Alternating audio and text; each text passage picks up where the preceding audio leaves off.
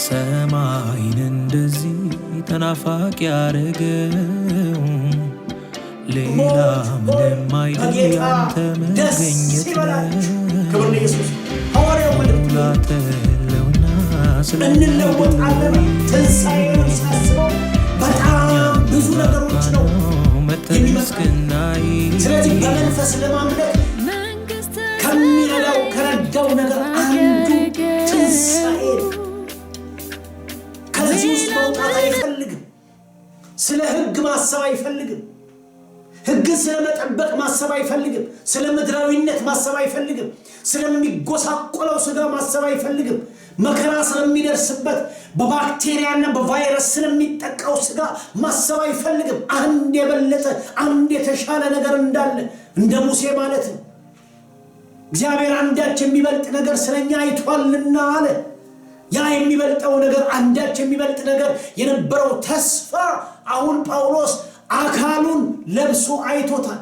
ስለ ትንሣኤ ያወራና ወንድሞች ሆይ ደስ ይበላችሁ፣ ደግሜ እላለሁ በጌታ ደስ ይበላችሁ። ለምን አገራችን ሰማይ ሆኗል? ለምን በመንፈስ የምናመልክ ሆነናል? ለምን ክርስቶስ ትምክህታችን ሆኗል? ለምን ሥጋችን ይለወጣል? ማንን ይመስላል? የከበረ ሥጋውን ይመስላል።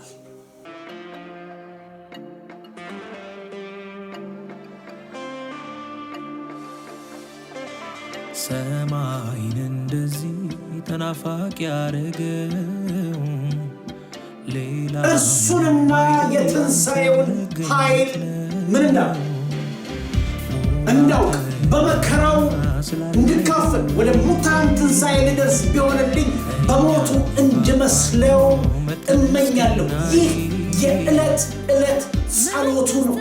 ይህ የዕለት ዕለት መንፈሳዊው መፈክር ነው። ይህ የዕለት ዕለት የጳውሎስ የሕይወቱን ጉዞ አቅጣጫ የሚያስይዝበት ያስያዘበት ኮምፓስ ነው።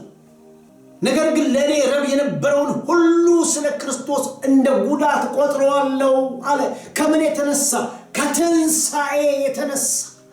ትንሣኤ ከሰጠው እውነት የተነሳ፣ ትንሣኤ በውስጡ ከመግባቱ የተነሳ፣ ከትንሣኤው ጋር ከመገናኘቱ የተነሳ ለኔ ረብ የነበሩ ነገሮች ሐሰተኛ አስተማሪዎች ጋር አሁን ያለ የሚያስተምሩት ሕግ መጠበቅ አለባችሁ። ለምን ሲባል ለደህንነት መገረዝ አለባችሁ። ለምን ሲባል ለደህንነት። በሕግ የሚገኝ ጽድቅ አለ። ለምን ሲባል ለደህንነት።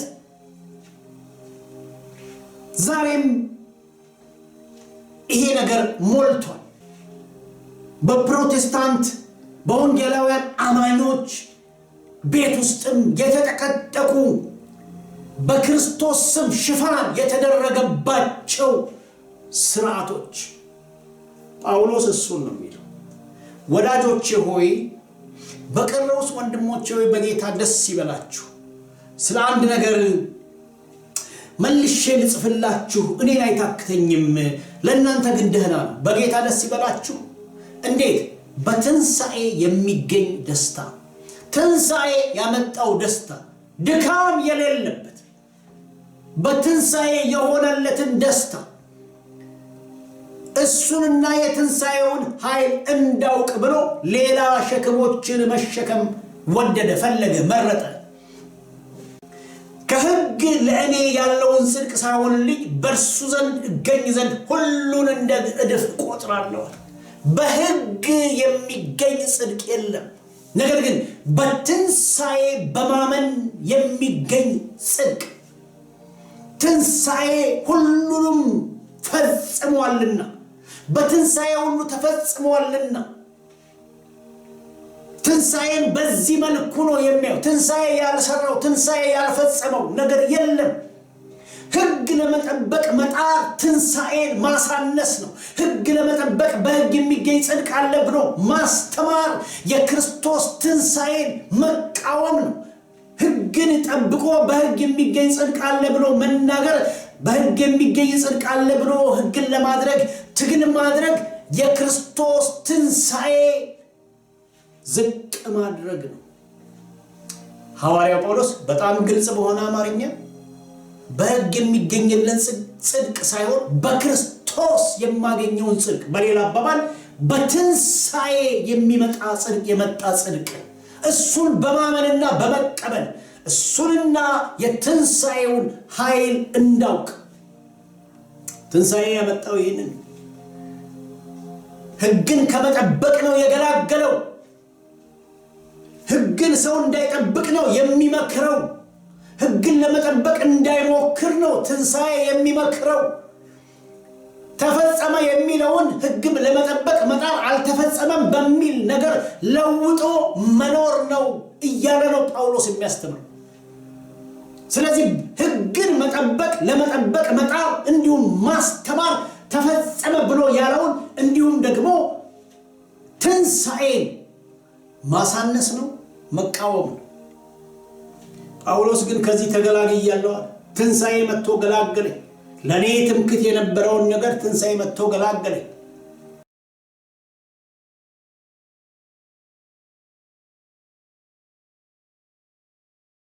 በህይወት ጉዞ ውስጥ ሊያውቅ ከሚፈልገው ሊያደርግ ከሚፈልገው ነገር የመጀመሪያው ሐዋርያው ይሄንን እሱንና ትንሣኤውን ማወቅ። ስለዚህ የሚቀጥለውን ኑሮውን በማይመች ቦታ ሆኖ ደስታ በሌለበት ቦታ ሆኖ በእስር ቤት ተቀምጦ በሚሰቃይበት ቦታ ላይ ተቀምጦ በጌታ ደስ ይበላችሁ አለ። ለምን? አሁን እዛ ተቀምጦ የሚፈጽመው ሕግ የለው፣ ለመፈጸም የሚሮጠው ሩጫ የለው።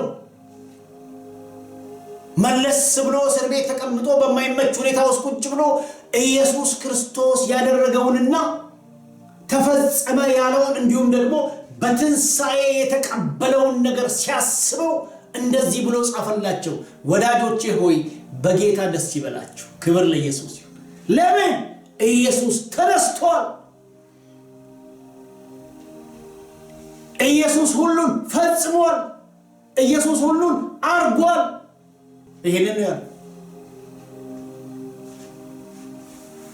ይሄንን የሚያስተምራቸው እሱን ሲያስበው ደስ ይለዋል። ትንሣኤን ሲያስበው ደስ ይለዋል። ያንን ሩጫ ለውጦለታል። ስጋዊ የነበረውን ሩጫ አሁን መንፈሳዊ አድርጎለታል።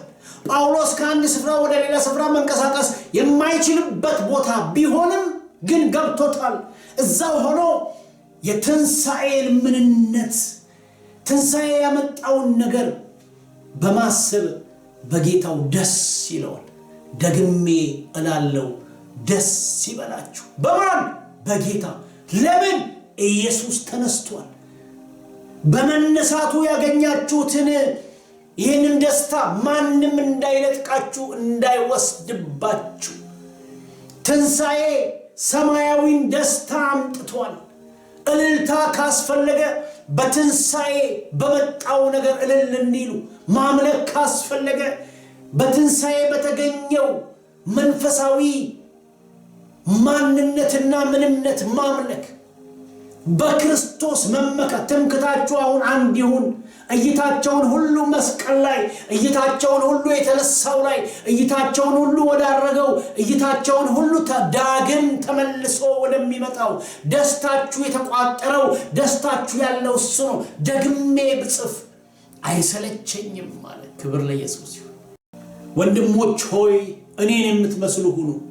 ይሄንን የጻፈው ሐዋርያ ጳውሎስ እስር ቤት ውስጥ ሆኖ እኔን የምትመስሉ ሁኑ ማለት በስጋ ሊመካ የሚችልበትን ነገር ሁሉ ከደረደረ በኋላ ስለ ክርስቶስ ትቼዋለሁ አለ። ከዚያ ምን አገኘ? ትምክህት የነበረኝ ነገር አሁን በትንሣኤ ተለውጦ ትምክህቴ ክርስቶስ ሆኗል። ትምክህቴ በትንሣኤ የተገኘ ሕይወት ሆኗል። ትምክህቴ ራሱ ክርስቶስ ሆኗል። ከዚያስ ደስታ የሚባለውን ነገር ለውጦ እግዚአብሔር ሰማያዊ አድርጎታል ሲል ወንድሞቼ ሆይ እኔን የምትመስሉ ሁኑ።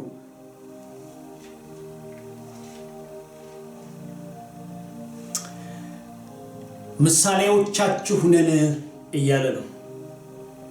ብዙዎች የክርስቶስ ጠላቶች ሆነው ይመላለሳሉና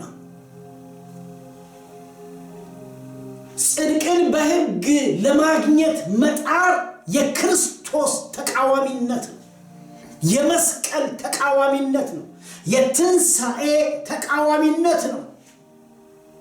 በሕግ የሚገኝን ጽድቅ ለማግኘት መጣር፣ ለማግኘት ማስተማር፣ በክርስቶስ ደህንነት ላይ ተጨማሪዎችን ነገር መስጠት መስቀልን መቃወም ነው ይለዋል።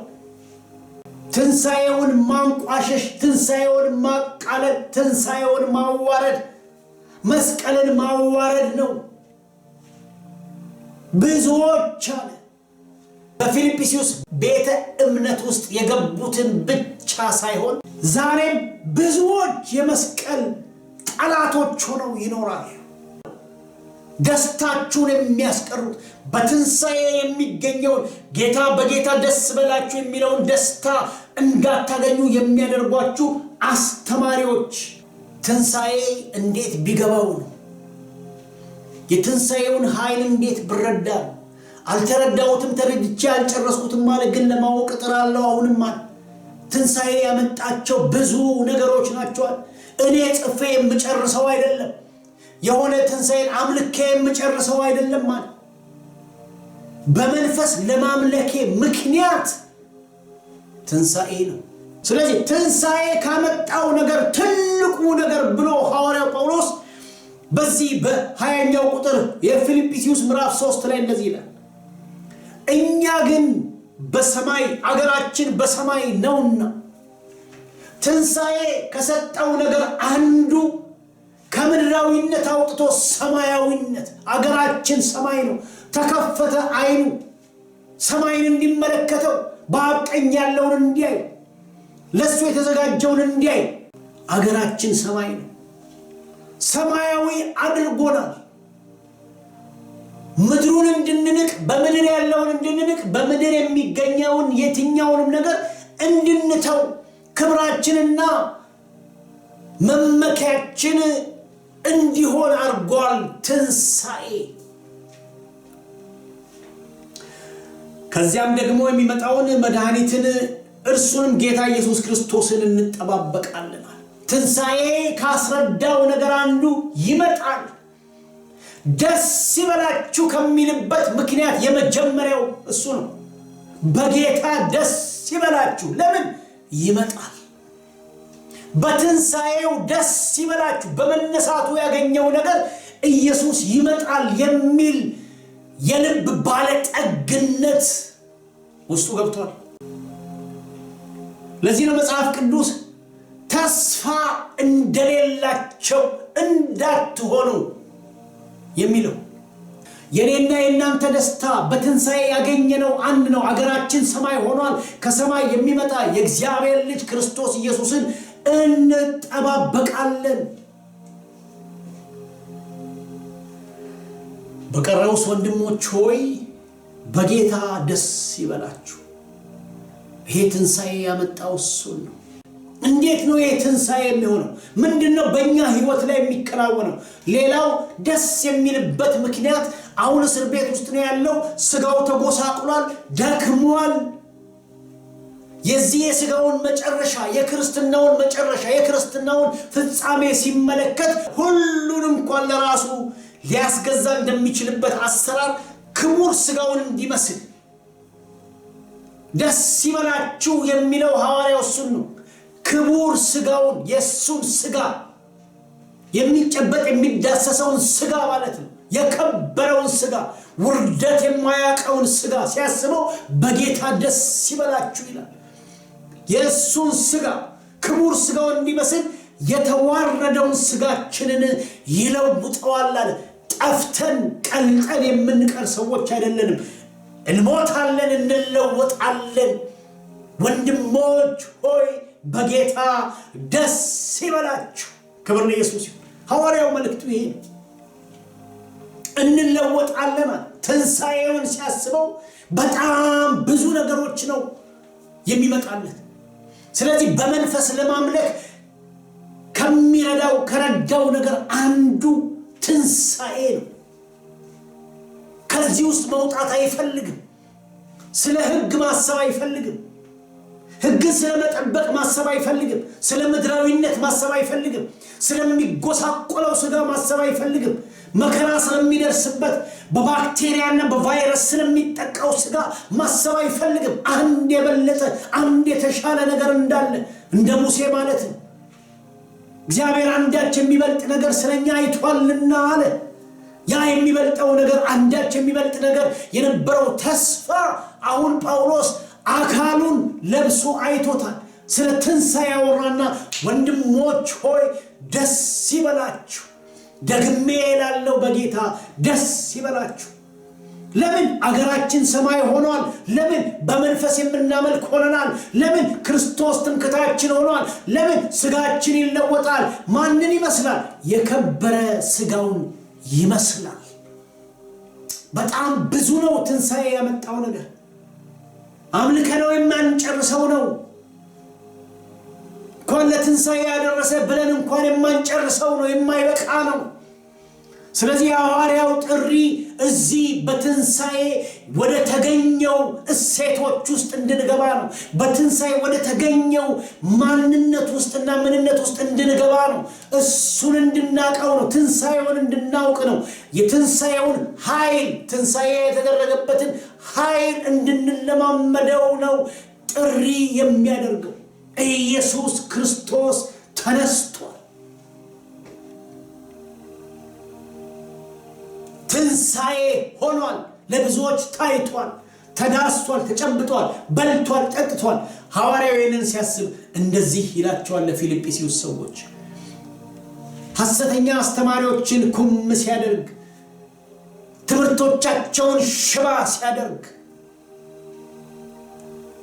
በቀረውስ ወንድሞች ሆይ በጌታ ደስ ይበላችሁ። ስለ አንድ ነገር መልሼ ልጽፍላችሁ አይታክተኝም፣ ለእናንተም ደህና ነው።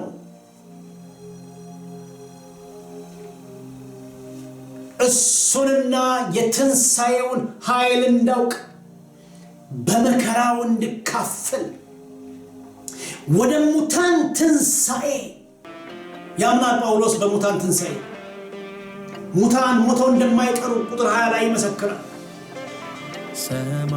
ወደ ሙታን ትንሣኤ ልደርስ ቢሆንልኝ በሞቱ እንድመስለው እመኛለሁ። ሰማያዊ ምኞት አልተከለከለም። ይሄኛው ምኞት የተከለከለው ምድራዊ ምኞት፣ ሰማያዊ ምኞቶች። ስለዚህ ተስፋውን ሲያስብ በጌታ ደስ ይለዋል። ትንሣኤ ያደረገለትን ነገር ሲያስብ በጌታ ደስ ይለዋል። የሐዋርያው መልእክት ይሄ ነው። ኢየሱስ ክርስቶስ ተነስቷል። ከዚህ የተነሳ ወዳጆች ሆይ ወንድሞች ሆይ በጌታ ደስ ይበላችሁ። ኢየሱስ ክርስቶስ ለዘላለም ጌታ ነው። እኛም የናፈቅነው መተን እስክናይ